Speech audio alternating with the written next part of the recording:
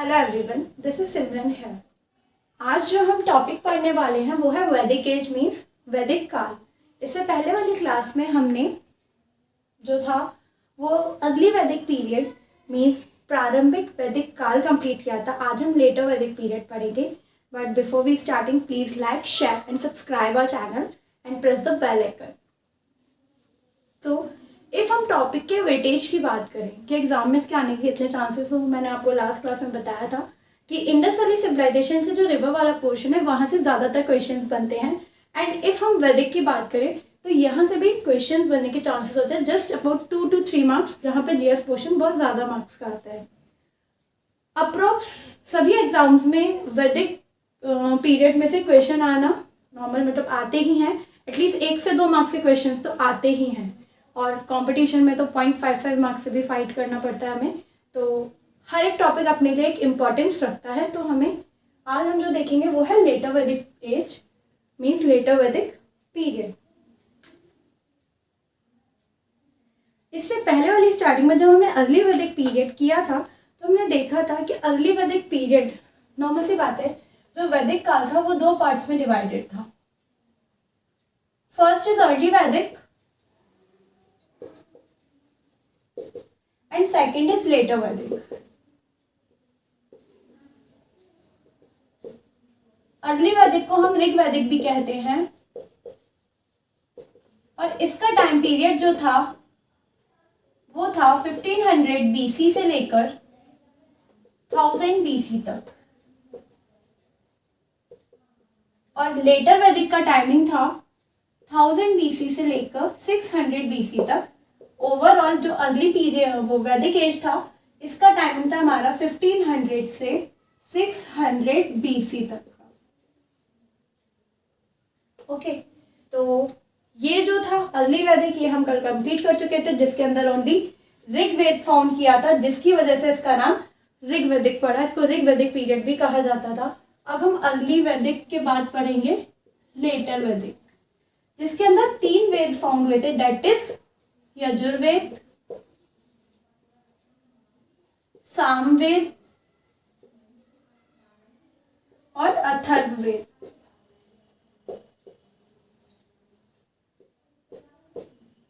यजुर्वेद, सामवेद और अथर्ववेद। इससे पहले अगर हम लेटर वैदिक पीरियड के normally social structure, economic structure कि वहाँ लोग रहते कैसे थे, क्या सोशली काम थे, स्टेटस कैसा था, ये सब चीज़ें पढ़े।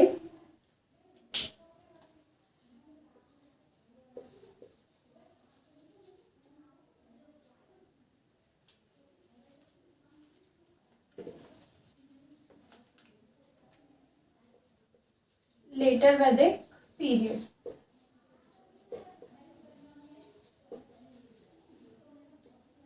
इट मीन्स उत्तर वैदिक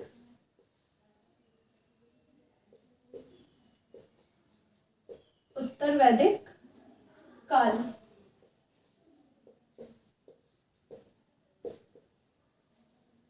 जिसका टाइम पीरियड था 1000 बीसी से 600 बीसी तक का।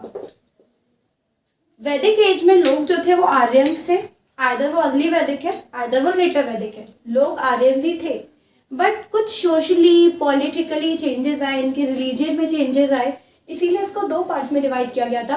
First is early and second is later. पहली प्रारंभिक वैदिक काल, दूसरा उत्तर वैदिक काल। इफ हम इसमें लेटर वैदिक पीरियड की बात करें तो यहाँ पे जो लोग होते थे, पीपल्स वर pastoral, nomadic,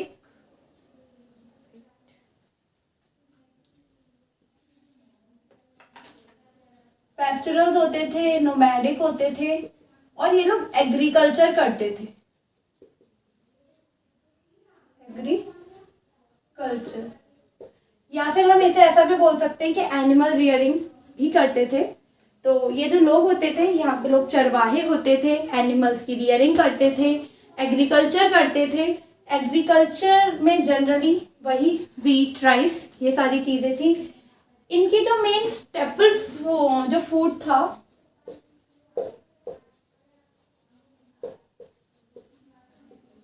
वो मिल्क प्रोडक्ट्स था।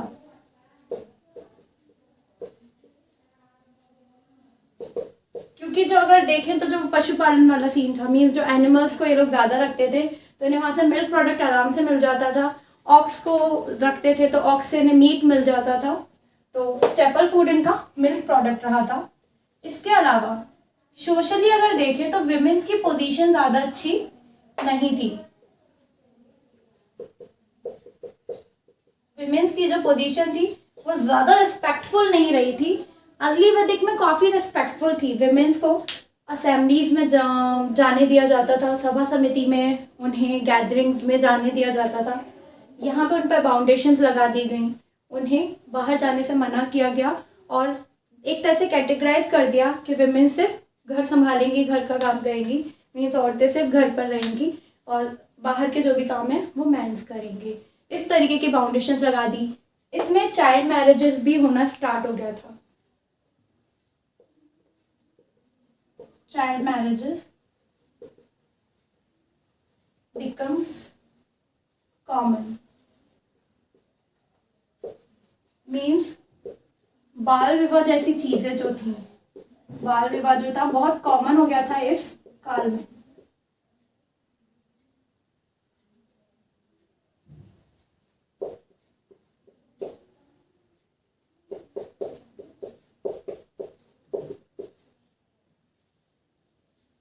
बाल विवाह होना शुरू हो गया जो कि अर्ली वैदिक टाइम पे नहीं होता था। यहाँ पे वो चीज भी कॉमन हो गई।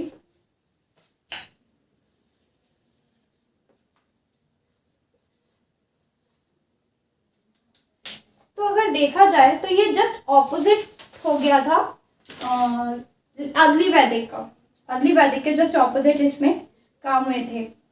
इसके अलावा जो सब कास्टेस थी, जैसे कि कास्टिज्म हो गया था, जो 4 वर्ण थे वो यहाँ पे हेरिडिटरी हो गए। 4 वर्ण, जो वर्ण व्यवस्था थी हमारी ब्राह्मण, क्षत्रिय, वैश्य एंड शूद्रास वाली, वो यहाँ हेरिडिटरी हो गई। हेरिडिटरी मीन्स कि अब ब्राह्मण का बेटा ब्राह्मण, क्षत्रिय का बेटा क्षत्रिय, इस तरीके से होने लगा। पहले वो ऑक्यूपेशन पे डिसाइडेड था, मीन्स जो जो काम कर रहा था उसके बेसिस पे वो कैटेगरीज थी। बट अब वो कास्ट बन गई थी और उन कास्ट के भी सब कास्ट हो गई थी जिसको गोत्र बोला जाता है। 4 वर्न्स आर वो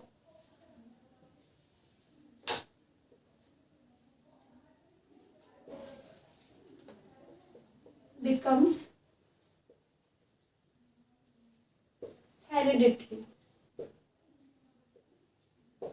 ये हेरिडिटरी हो गए, ये बाय बर्थ हो गए। अब जन्म से ही लोगों का कास्ट, उनका गोत्र डिसाइडेड हो जाता था कि ये इस कुल का है, ये उस कुल का है, इस तरीके से। यहाँ पे वंश हेरिडिटरी हो गए, सब कास्टेस बन गई।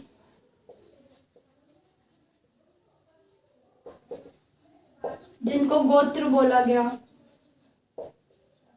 तो इस तरीके चीजें, सभा समिति की इंपॉर्टेंस लूज हो गई। जो सभा या समितियां पहले रहती थी उनकी इंपॉर्टेंस कम हो गई। सभा एंड समितिज लॉस्ट इट्स इम्पोर्टेंस। इनकी इंपॉर्टेंस लूज हो गई। जुडिशियरी सिस्टम जो एक तरह से बताया था कि जस्टिस का ये पार्ट थी, सभा और समिति, इनको खत्म सी हो गई है, इनका ज़्यादा रोल नहीं रहा। मोनार्की आ गई, सारी चीज़ मोनार्क वे में होना स्टार्ट हो गई। इसके अलावा एग्रीकल्चर इनका मेन सोर्स था। एग्रीकल्चर मेन ऑक्यूपेशन था।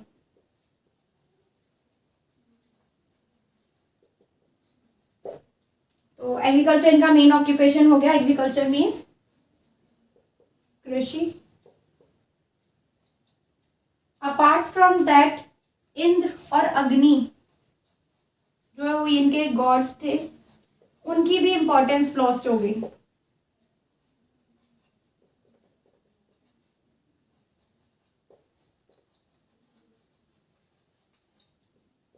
मैंने आपको अगली वैदिक में बताया था कि इंद्र जो थे वो इम्पोर्टेंट डिटी माने गए थे अगली वैदिक के। मीन्स एक तरह से इनकी पूजा ज़्यादा होती थी, इन्हें ज़्यादा माना जाता था। क्यों नहीं? क्योंकि इन्हें वॉर ऑफ गॉड कहते थे, युद्ध का भगवान टाइप, इस तरीके से कुछ कहा जाता था इंद्र को, जिस वजह से इनकी पूजा ज़्यादा की जाती थी। और रथ वगैरह का जो ट्रांसपोर्टेशन के लिए यूज़ हुआ वो भी वैदिक काल में हुआ था। इस टाइम पे इंद्र और अग्नि की इंपॉर्टेंस भी लॉस्ट हो गई। और जो प्रजापति थे, मीन्स एक तरीके से ब्रह्मा को क्रिएटर माना जाता था कि उन्होंने ही सृष्टि का निर्माण किया है, ऐसा ये लोग मानते थे।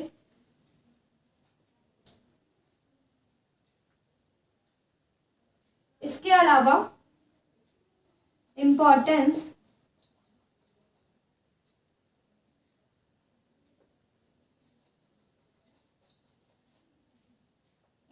Of prayers diminished.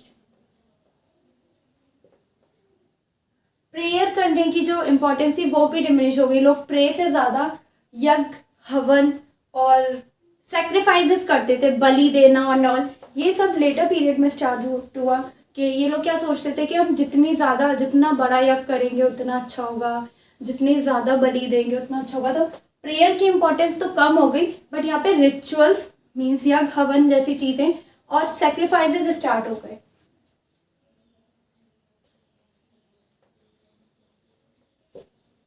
Rituals and sacrifices started. sacrifices means होता है बलि देना और रिचुअल्स होते हैं यज्ञ। जो भी रिलीजियस वर्क होते हैं वो सब रिचुअल्स में आते हैं, बट वैदिक एज में इसका मीन्स यज्ञ वगैरह से है। यज्ञ, हवन वगैरह स्टार्ट हुए, बलि देना स्टार्ट हुआ और प्रेयर की एक्चुअली इंपॉर्टेंस जो थी वो खत्म हो गई। तो ये कुछ चीज़ें थी जो लेटर वैदिक तक आते आते बदल गई थी। बाल विवाह का स्टार्ट हो जाना, विमेन्स की जो पोजीशन थी उसका डाउन चले जाना। इसके अलावा स्टेपल फूड इनका मिल्क प्रोडक्ट्स हो गया था, एग्रीकल्चर इनका मेन ऑक्यूपेशन हो गया, इंद्र और अग्नि की इंपॉर्टेंस लॉस्ट हो गई। लॉर्ड ब्रह्मा मीन्स ब्रह्मा जी को क्रिएटर मीन्स सृष्टि का निर्माता माना गया। और इम्पोर्टेंस जो थी प्रेयर्स की वो कम होके रिचुअल और सेक्रीफाइसेस स्टार्ट हो गए। अब इसके बाद हम पढ़ेंगे कि इसके अंदर कौन से वेद जो थे वो आए। तो जैसा कि हमने प्रीवियसली डिस्कस किया, इसके अंदर 3 वेद फाउंड हुए थे, दैट इज यजुर्वेद, सामवेद और अथर्ववेद।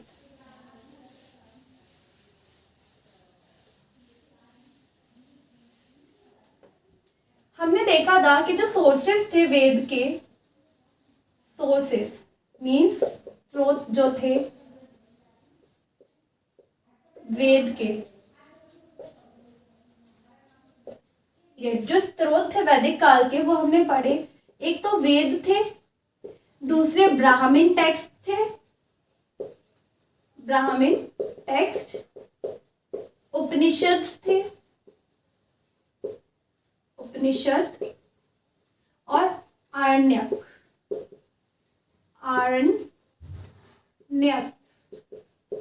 आरण्यक, ठीक है।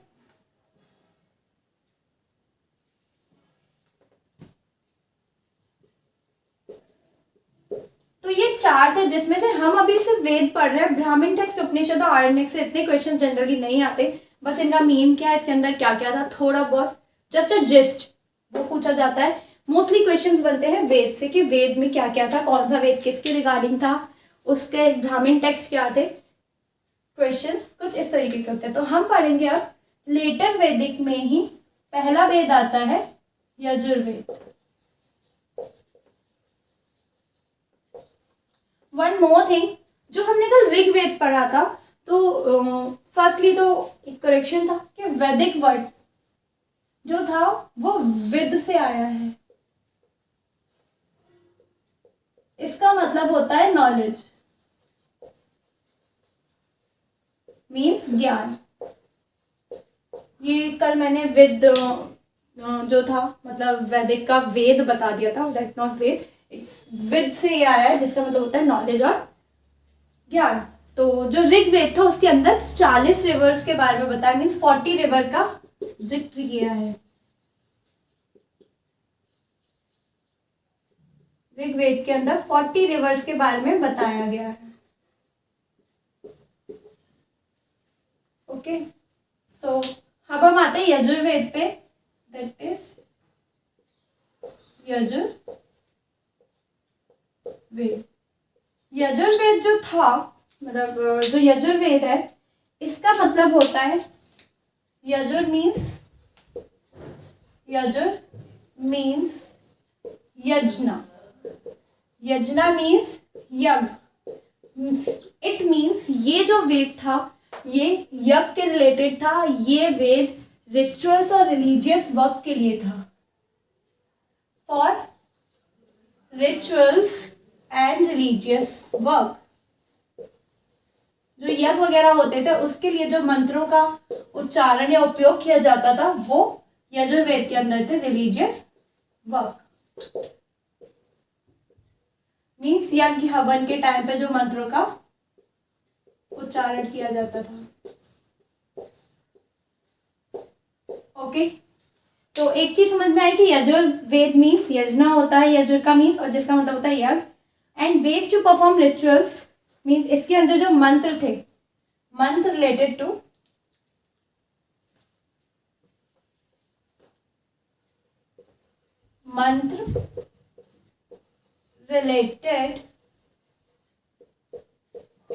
जो मंत्र थे वो रिलीजियस वर्क और रिचुअल्स के लिए थे।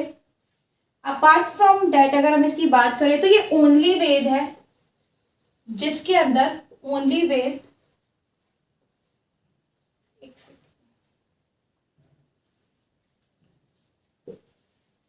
Is the only Veda which has both stanza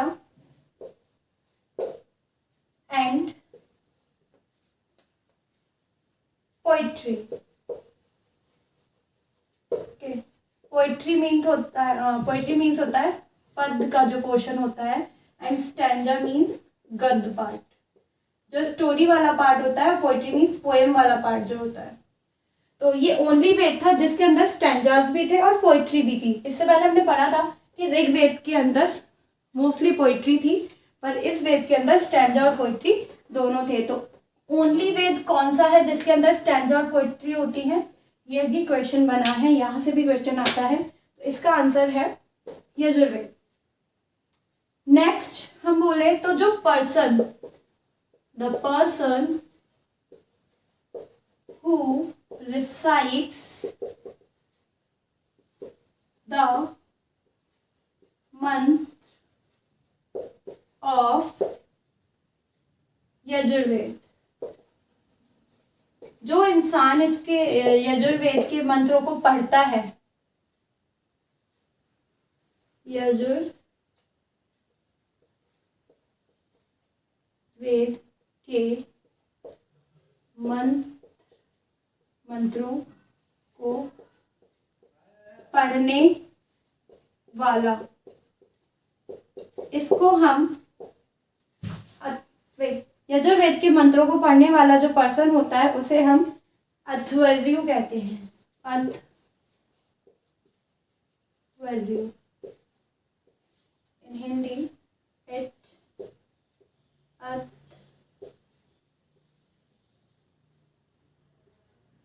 Adhvaryu. Okay, इसके अगर ब्राह्मण टेक्स्ट की बात की जाए, ब्राह्मण टेक्स्ट मैंने बताया था कि सिंप्लीफाइड वर्जन है सारे ही वेद का। तो इसके भी ब्राह्मण टेक्स्ट जो है वो दो है, दैट इज तैत्तिरीय और षट्पद। तैत्तिरीय और षट्पद इसके ब्राह्मण टेक्स्ट है। तो ये चीज क्लियर हुई कि जो यजुर्वेद है वो यजना के लिए मीन्स यज्ञ के लिए था। ये रिचुअल और रिलीजियस भी, यज्ञ हवन के मंत्र जो थे वो इसमें थे। इसके अलावा इसके अंदर गद्य और पद दोनों पार्ट थे, और जो पर्सन इसको रिसाइट करता था उसको अध्वर्यु कहा जाता था। और इसके अंदर जो ब्राह्मण टेक्स्ट थे वो तैत्तिरीय और षटपद थे। तो it's all about Yajurveda. Yajurveda के अंदर जो इम्पोर्टेंट चीज़ें जनरली पूछी जाती है वो यही है। मेन जो पूछा, मेन क्या मतलब नॉर्मली क्वेश्चन ये आ जाता है कि मंत्र को पढ़ने वाले को क्या कहा जाता था, इसके ब्राह्मण टेक्स्ट कौन से हैं, यजुर्वेद किस चीज़ से डील करता था, ये सब। नेक्स्ट हम पढ़ेंगे सामवेद।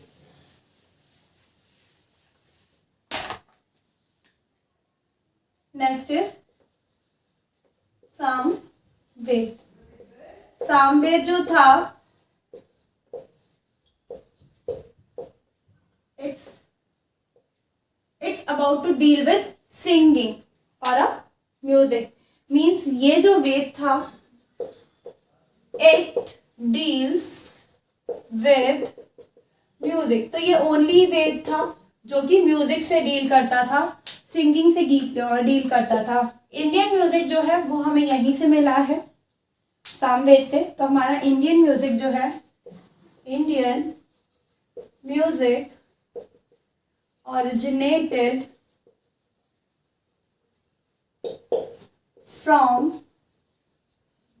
सामवेद। सामवेद से ही हमें हमारा इंडियन म्यूजिक मिला है। इसी से ही हमें वो अपने 7 म्यूजिकल नोट्स मिले थे। 7 म्यूजिकल नोट्स हमें इसी से मिले हैं। 7 म्यूजिकल नोट्स, दैट इज सा, रे, गा,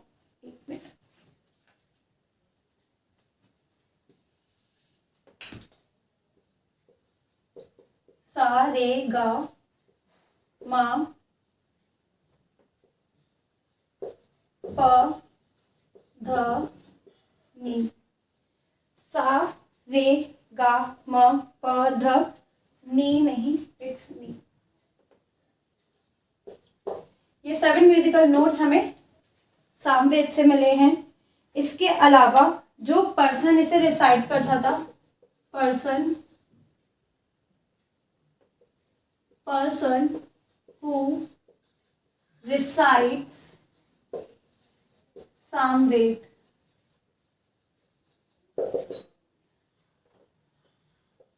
सामवेद के मंत्रों को पढ़ने वाला,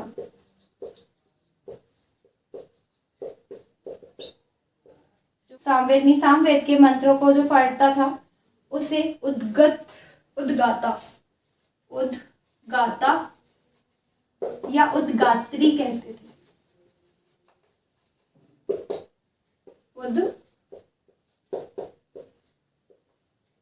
उद्गाता या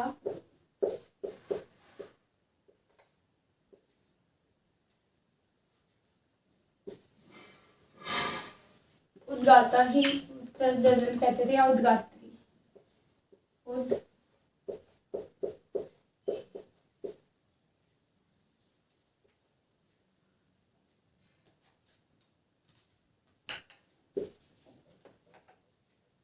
उद्गाता या उद्गात्री। ओके, इफ इसकी हिंदी गलत लिखी हो तो please never mind, but normally इसको उद्गाता या उद्गात्री ही कहा जाता था, जो कि सामवेद के जो मंत्र थे उन्हें रिसाइट करता था। सामवेद के जो मंत्र थे ये वो मंत्र थे, एक तो ये बात कि इसमें जो मंत्र थे टेकन फ्रॉम ऋग्वेद, मोस्टली मंत्र इसमें ऋग्वेद से लिए गए हैं। ओके, इसमें जो मोस्टली मंत्र हैं वो ऋग्वेद से लिए गए हैं, पर वो मंत्र जो ऋग्वेद में लिखे तो गए पर उनका उच्चारण नहीं हो पाया, वो मंत्र यहाँ पे आए थे सामवेद में। अगर जनरली देखा जाए तो इसके अंदर जो थे टोटल कुछ 1603 मंत्र थे, तो 99 को छोड़कर बाकी सारे यहाँ से लिए हुए हैं। एक सेकेंड।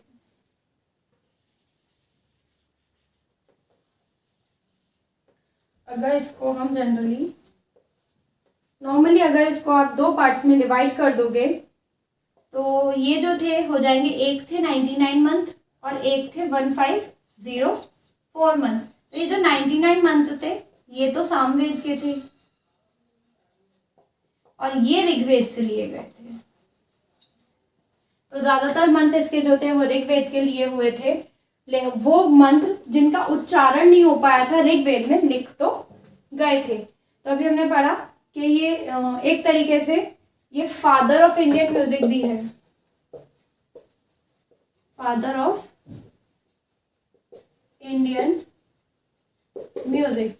इसके अलावा ये हमने पढ़ लिया कि इसको कहने वाला पर्सन जो है वो कौन होता है जो इसको गाता है। इसके अलावा इसके अंदर एक ब्राह्मण टेक्स्ट था, दैट इज पंचविश।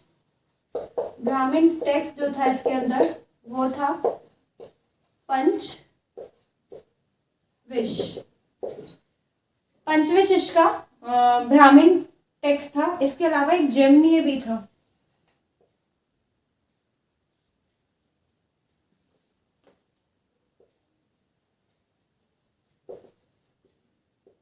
तो ये इसके बारे में है कि जो सामवेद था ये म्यूजिक से रिलेटेड था। इंडियन म्यूजिक इसी से ओरिजिनेट हुआ है। फादर ऑफ इंडियन म्यूजिक भी इसे कहा जाता है। 7 म्यूजिकल नोट्स सारे गामा पधनी से मिले हैं हमें। सामवेद के मंत्रों को पढ़ने वाला उद्गाता या उद्गात्री कहलाता था। ब्राह्मण टेक्स्ट जो थे वो पंचविश और जेमनीय थे।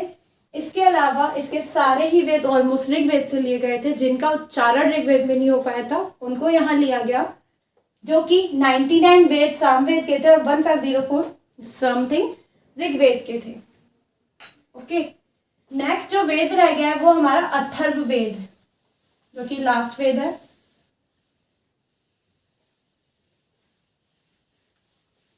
और न्यूएस्ट वेद जो है वो भी अथर्ववेद ही है। अब हम पढ़ेंगे अथर्ववेद के बारे में।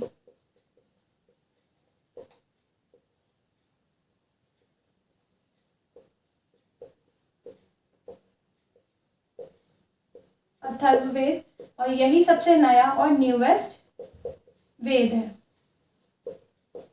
तो हमने पढ़ा कि जो यजुर्वेद था वो यज्ञ वगैरह के बारे में बताता था, मतलब उससे रिलेटेड था। सामवेद जो था वो सिंगिंग के रिलेटेड था। और अथर्ववेद जो था इट इज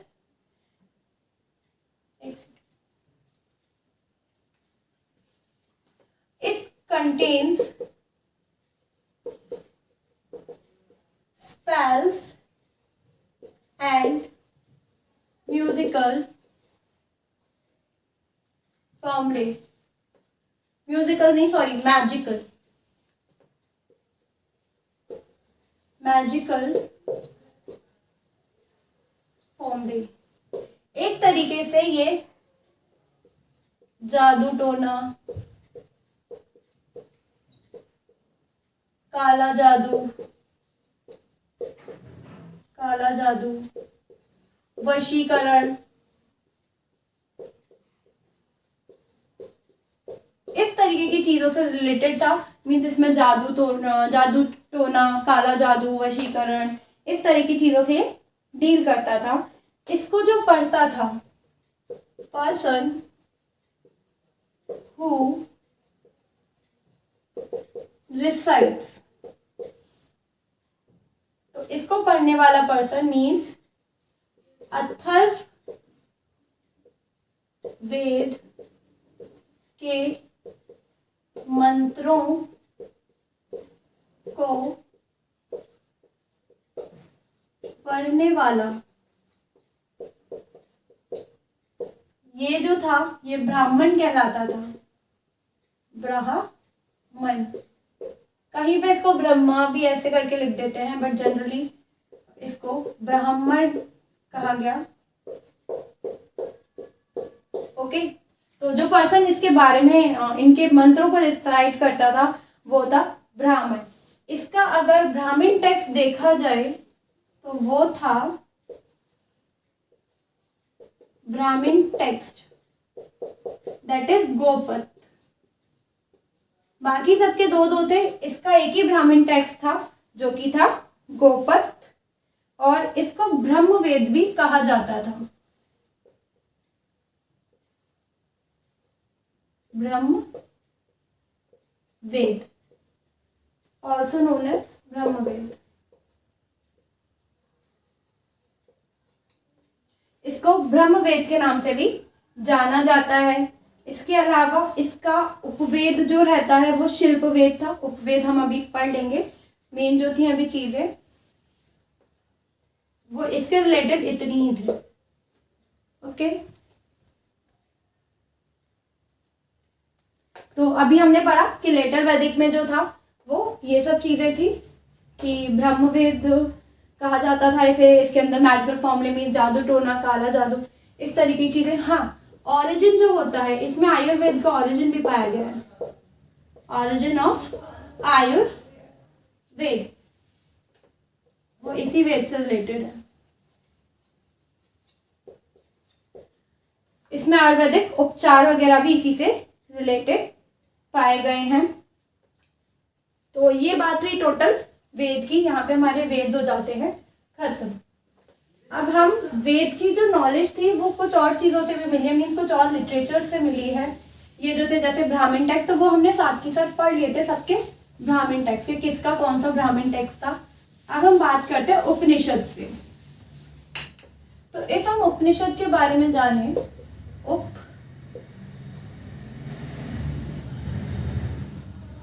उपनिषद, उपनिषद मतलब उप प्लस निषद। उप मीन्स पास, निषद मीन्स बैठना। तो जब गुरु के पास बैठकर शिक्षा ली जाती थी, वही जो है उसी का मतलब है उपनिषद। मीन्स गुरु के पास बैठकर शिक्षा जो दी जाती थी वो उपनिषद की थी। इसमें जो थे टोटल 108 थे, जिसमें से 12 ही प्रमाणित हैं। 108 उपनिषद थे जिसमें से प्रमाणित कितने हैं? 12। तो ये भी हमें सारे नहीं पढ़ने हैं, रीजन कि ये जनरली नहीं पूछे जाते हैं। कुछ जो मेन है हम वो वाले देखेंगे, इसमें से मेन कौन से हैं। तो एक तरीके से इसको बोले तो जब नॉलेज टीचर के पास बैठ के गेन की जाती थी, गुरु के पास बैठकर शिक्षा लेना, गुरु के पास बैठकर शिक्षा लेना ही उपनिषद कहलाता था। मीन्स गुरु के पास बैठकर जब शिक्षा ली जाती तो उपनिषद बता दिया। टोटल इसमें थे 108, प्रमाणित थे 12। हम जो मेन हैं वो 3 ही देखेंगे। ओके, तो जिसमें पहला है मुंड को निषद, एक है मांडको,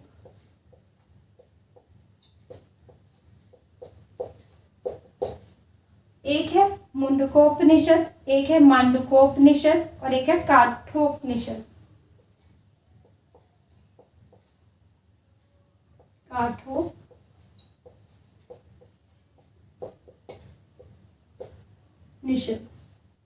मांडुकोपनिषद। ओके, मुंडकोपनिषद से हमें मिलता है सत्यमेव जयते। सत्यमेव जयते। मांडुकोपनिषद से हमें जो मिलता है वो है सत्यम, सत्यम शिवम सुंदरम। मुंडकोपनिषद से हमें सत्यमेव जयते मिलता है। मांडुकोपनिषद से हमें सत्यम शिवम सुंदरम और यमराज और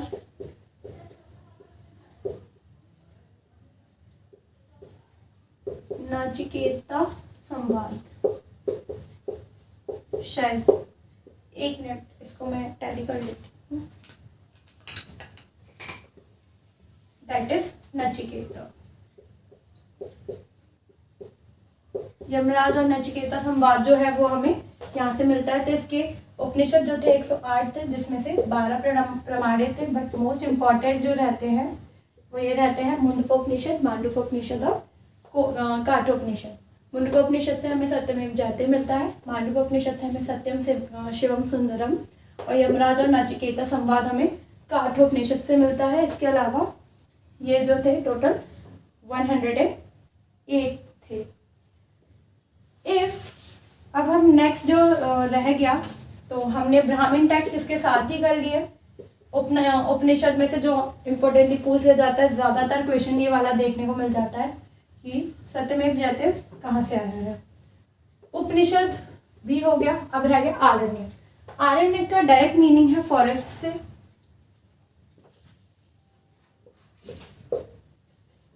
आरण्य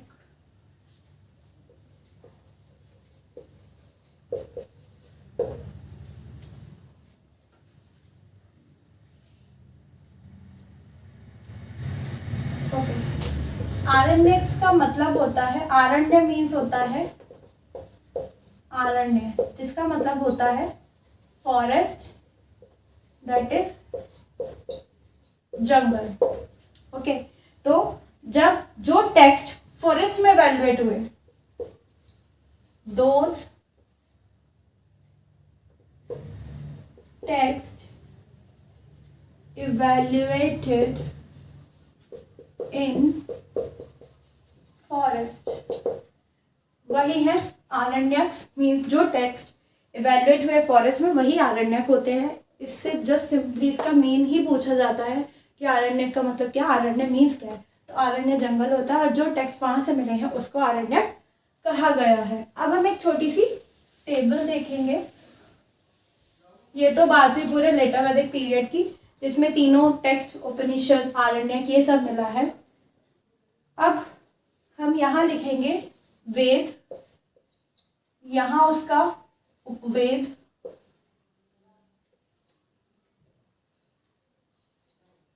ठीक है, और यहाँ होगा, एक सेकेंड,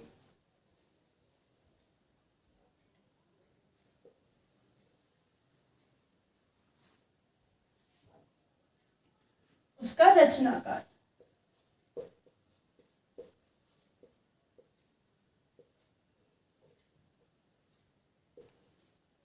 तो फर्स्ट वेद इज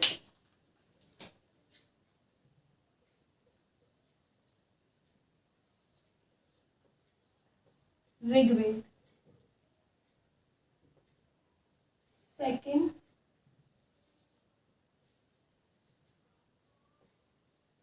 यजुर्वेद, सामवेद और अथर्ववेद। ये हो गए हमारे 4 वेद, ऋग्वेद, यजुर्वेद, सामवेद और अथर्ववेद। अगर ऋग्वेद की बात करें तो इसका जो है Upaveda, that is Ayurveda. Means Rigveda का जो उपवेद है वो है आयुर्वेद। नेक्स्ट है धनुर्वेद। रीजन ये मैंने बताया था, यजुर्वेद जो था यज्ञ वगैरह से रिलेटेड था।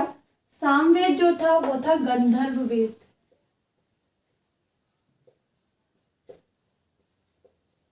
और ये था शिल्प वेद।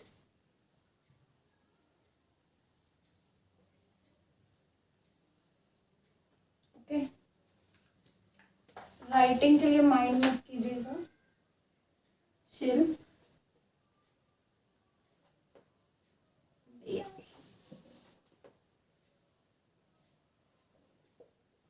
शिल्प वेद। ओके, तो फर्स्ट इज इसका ऋग्वेद का अगर उपवेद देखा जाए तो वो था आयुर्वेद।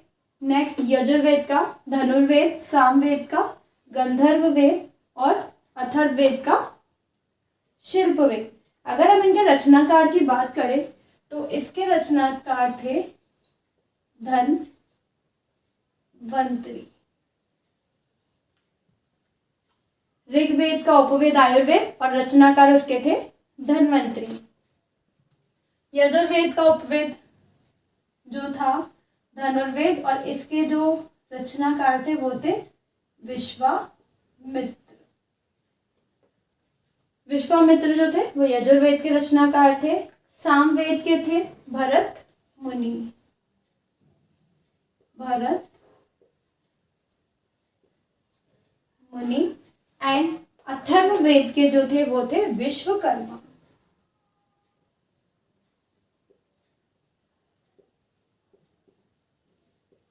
ओके तो ये टेबल जनरली एग्जाम के पर्पज से थोड़ी सी इंपॉर्टेंट रहती है। जनरली अगर वेद का उपवेद पूछ लिया जाए तो ऋग्वेद का आयुर्वेद, यजुर्वेद का धनुर्वेद, सामवेद का गंधर्व वेद, आयुर्वेद का शिल्प वेद। इनके रचनाकार थे धन्वंतरी, विश्वामित्र, भरत मुनि एंड विश्वकर्मा। ये बात हुई इसकी टेबल की। अब अगर इसके एपिक्स की बात की जाए वेद के, तो यहाँ पे जो दो ग्रंथ मीन्स एपिक्स जो थे वो दो एपिक्स पाए गए थे, that is Mahabharata. First is Ramayan,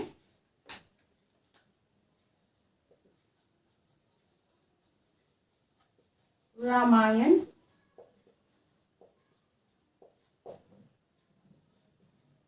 and second is Mahabharata.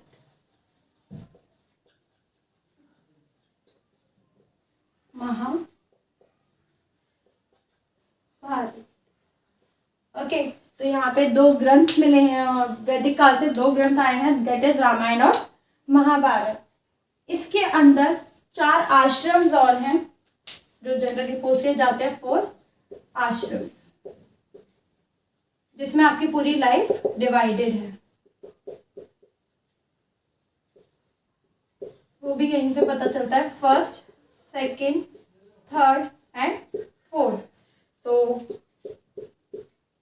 First is ब्रह्मचर्य,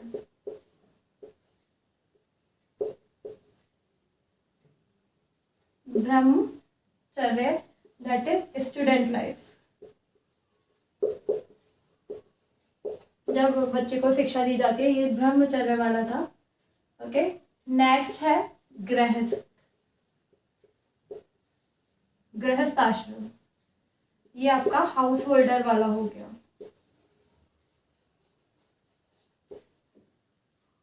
ब्रह्मचर्य, गृहस्थ, वनप्रस्थ।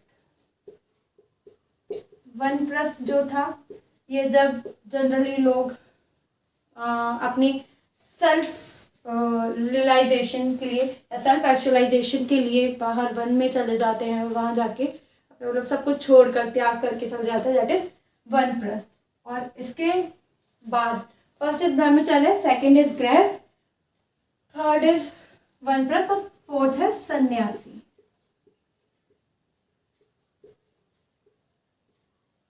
सॉरी फोर्थ इज सन्यासी। इसमें जो है वो पर्सन बिल्कुल मतलब सब मोह माया त्याग देता है और सिर्फ भगवान के ध्यान में ही हो जाता है, दैट इज सन्यासी। ये 4 आश्रम से जो पूरे लाइफ को डिवाइड करते हैं। हमारा था पूरा Vedic literature today, that's all, thank you, but please like, share and subscribe our channel.